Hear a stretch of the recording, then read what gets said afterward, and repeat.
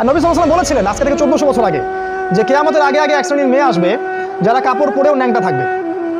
কাপড় পরবে কিন্তু ন্যাংটা থাকবে। নিসাউন কাসিয়াতুন আরিয়া, কাপড় পরেও তারা নগ্ন থাকবে।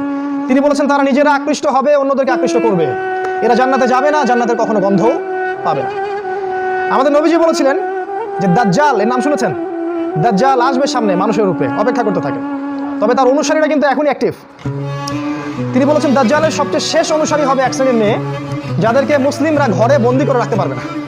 বাপ ভাই স্বামী মিলে ঘরে রাখতে চাবে, তো ঘরে থাকো, পর্দায় থাকো, এরা বাঁধন ছিন্ন করে বের হয়ে চলে যাবে। এরা বের হয়নি। বিগত 100 বছরে দেখেন শহরে মেয়েদেরকে আর ঘরে রাখতে পারবেন না। উন্নতি অগ্রগতি কাঁধে কাঁধ মিলিয়ে দেশ ও জাতি গড়বো, এটা স্লোগান দেয় না, দিয়ে দিয়ে সমস্ত জায়গায় আজকে ওরা ঢুকে পড়ছে। শিক্ষাক্ষেত্রে যাবেন, আপনাকে একটা বেহায়া মেয়ের সাথে বসতে হবে সামনাসামনি। স্কুলে যাবেন, সেখানে জিনা করতে হবে। কলেজে গেলে সেখানে জিনা। চাকরি করতে যাবেন, সেখানেও জিনা।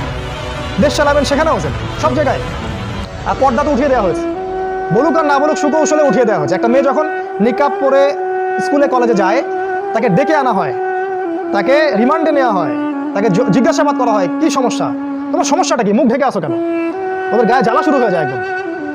এই দেশে বাস করেন আপনারা, এই সমাজে বাস করেন, যেখানে একটা মেয়ে স্বতন্ত্রভাবে যে স্বাধীনভাবে হিজাব করবে সেই স্বাধীনতা ওর নাই এখন।